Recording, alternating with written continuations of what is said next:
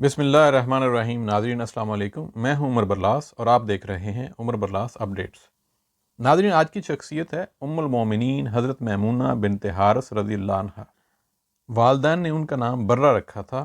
رسول اللہ صلی اللہ علیہ وآلہ وسلم کے عقد میں آئیں تو آپ نے نام بدل دیا اور برہ کی بجائے میمونہ رکھ دیا۔ ان کا سلسلہ نسب یہ ہے: میمونہ بنت حارث بن حزن بن بحیر بن حزم بن رویبہ بن عبداللہ بن حلال بن عامر بن صعصع۔ والدہ کا نام ہند تھا، جو اوف بن زبیر بن حارث بن حماتہ بن جرش کی بیٹی تھیں۔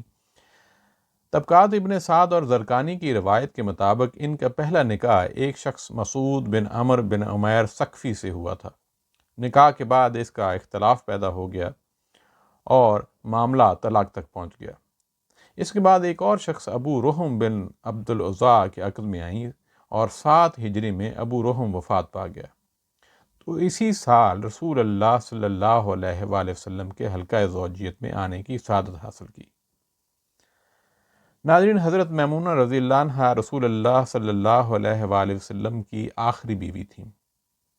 اس کے بعد آپ نے کسی سے نکاح نہیں کیا۔ مختصر الفاظ میں اس نکاح کی تفصیل یہ ہے کہ 7 ہجری کے ماہ ذکات میں رسول اللہ صلی اللہ علیہ وآلہ وسلم عمرے کی غرض سے مدینہ منورہ سے مکہ مکرمہ کو روانہ ہوئے۔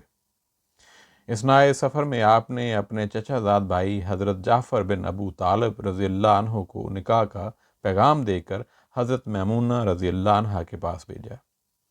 حضرت میمونہ نے حضرت عباس بن عبد المطلب رضی اللہ عنہ سے بات کی اور انہیں اپنا وکیل مقرر کر دیا۔ طبقات ابن سعد کی روایت سے معلوم ہوتا ہے کہ خود حضرت عباس بن عبد المطلب رضی اللہ عنہ نے ہی رسول اللہ صلی اللہ علیہ وآلہ وسلم سے حضرت میمونہ کے نکاح کے بارے میں گفتگو کا آغاز کیا اور انہی نے حضرت کو اس نکاح کے لیے تیار کیا۔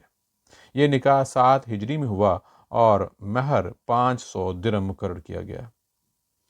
حضرت صلی اللہ علیہ وآلہ وسلم عمرہ سے فراغت کے بعد مدینہ منورہ کو واپس لوٹے تو ایک جگہ صرف میں قیام کیا۔ یہ جگہ مدینہ منورہ کے راستے میں مکہ سے 10 میل کے فاصلے پر واقع ہے۔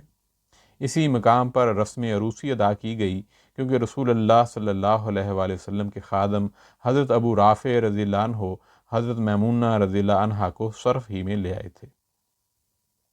ناظرین، حضرت میمونہ رضی اللہ عنہ بڑی عالمہ، عابدہ، زاہدہ اور سمجھدار خاتون تھیں۔ فقہ اجتہاد میں ان کا مقام بہت بلند تھا۔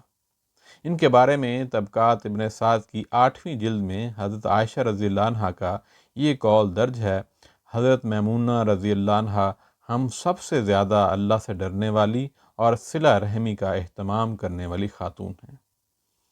بے حد عقل مند اور صاحب بصیرت دانش خاتون تھیں، مسائل پر گہری نظر رکھتی تھیں اور مسائل شریعہ کے بارے میں غور و فکر کے تمام پیمانے ان کے سامنے رہتے تھے۔ اس کا اندازہ اس واقعے سے کیجئے کہ ایک مرتبہ ایک عورت بیمار پڑ گئی۔ اس نے نظر مانی کہ شفا یاب ہو گئی تو بیت المقدس کا سفر کروں گی اور وہاں جا کر نماز پڑھوں گی۔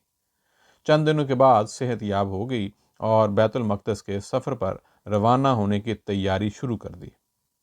رخصتی سلام کے لیے حضرت میمونہ رضی اللہ عنہ کی خدمت میں حاضر ہوئیں اور درخواست کی کہ میرے لیے دعا کیجیے گا۔ انہوں نے ساری بات سنی تو فرمایا: دیکھو، تمہیں معلوم ہے مسجد نبوی میں نماز پڑھنے کا کتنا اجر ملتا ہے۔ مسجد نبوی اللہ کی ایک انتہائی مقدس جگہ ہے اور اس کے آخری پیغمبر حضرت محمد مصطفیٰ صلی اللہ علیہ وآلہ وسلم کی تعمیر کردہ ہے۔ اس میں نماز پڑھی جائے تو دوسری مسجدوں سے 1000 گنا زیادہ ثواب ملتا ہے۔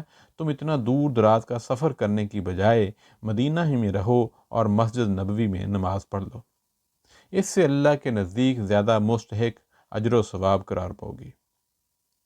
ناظرین، حضرت میمونہ رضی اللہ عنہ پیکر اخلاص اور غریبوں کی ہمدرد معاون تھیں۔ کبھی کبھی قرض بھی لیتی تھیں اور وہ قرض کی رقم مستحقین کو تقسیم کر دیتی تھیں۔ ایک مرتبہ کچھ زیادہ مستحقین آ گئے تو ان کا مطالبہ پورا کرنے کے لیے زیادہ قرض لیا گیا۔ کسی نے پوچھا: آپ جو اتنا زیادہ قرض لے رہی ہیں، اسے ادا کرنے کی کیا شکل ہوگی؟ فرمایا: رسول اللہ صلی اللہ علیہ وآلہ وسلم کا ارشاد ہے: جو شخص ادا کرنے کی نیت سے قرض لیتا ہے، اللہ اس کا قرض ادا کرنے کی کوئی نہ کوئی صورت پیدا کر دیتا ہے۔ میں ضروری امور کی تکمیل کے لیے قرض لے رہی ہوں اور میرا مقصد نیک ہے، نیز مجھے یہ قرض بہرحال ادا کرنا ہے۔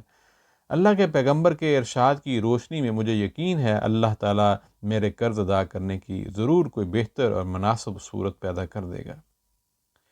ناظرین، شریعت کے احکام کی تبلیغ کے لیے ہر وقت کوشاں رہتی تھیں، اور اگر کوئی احکام رسول کی ذرا بھی مخالفت کرتا تو اس سے سخت برتاؤ کرتی۔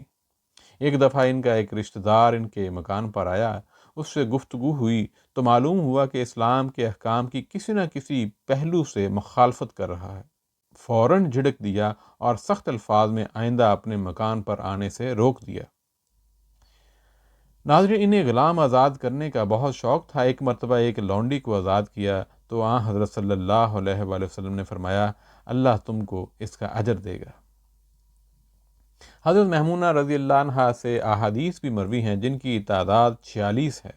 بعض کتابوں سے معلوم ہوتا ہے کہ ان سے 76 روایات مروی ہیں، جن میں 7 صحیح بخاری اور صحیح مسلم میں ہیں۔ ان روایات سے یہ حقیقت نمایاں ہو جاتی ہے کہ فقاہت اور علمی بصیرت میں ان کا پایہ بہت بلند تھا۔ حضرت میمونہ رضی اللہ تعالی عنہا کے تلامذہ اور ان سے روایت کرنے والوں کی تعداد بھی خاصی ہے، جن میں حضرت عبداللہ بن عباس، عبد الرحمن بن صائب، عبداللہ بن شداد بن ہاد، عطا بن یسار، عبداللہ بن صائب، ان کے بھانجے یزید بن عظم، عبید اللہ خلائی، سلمان بن یسار، عبید اللہ بن عبداللہ بن انبا، عبیدہ بن سائق اور عالیہ بن سبی ایسے عظیم المرتبت حضرات شامل ہیں۔ پھر آگے ان کے شاگردوں در شاگردوں کا سلسلہ بڑا وسیع ہے۔ حضرت میمونہ رضی اللہ عنہا کے حالات میں عجیب اتفاق ہے کہ ان کی وفات بھی اسی مقام پر ہوئی جہاں ان کی رسم عروسی ادا ہوئی تھی، یعنی صرف کے مقام پر، جو کسی زمانے میں ان کی شادی کی وجہ سے مشہور تھا۔ ان کا مدفن بھی وہیں مقام قرار پایا۔ انہوں نے 51 ہجری میں وفات پائی۔ حضرت عبداللہ بن عباس رضی اللہ عنہ نے نماز جنازہ پڑھائی۔ جب لوگوں نے ان کی میت کو اٹھانے کے لیے ہاتھ بڑھایا تو حضرت عبداللہ بن عباس نے فرمایا، لوگو، یہ رسول اللہ کی زوجہ محترمہ ہیں، ان کے جنازے کو زیادہ حرکت نہ دو۔ ان کے احترام کا تقاضا یہی ہے کہ آہستہ قدم اٹھاؤ اور ادب کے ساتھ دفن کرو۔ ناظرین، آج اتنا ہی۔ انشاءاللہ پھر کسی اور دن کسی اور موضوع کے ساتھ حاضر ہوں گے۔ اپنا خیال رکھیے گا۔ السلام علیکم۔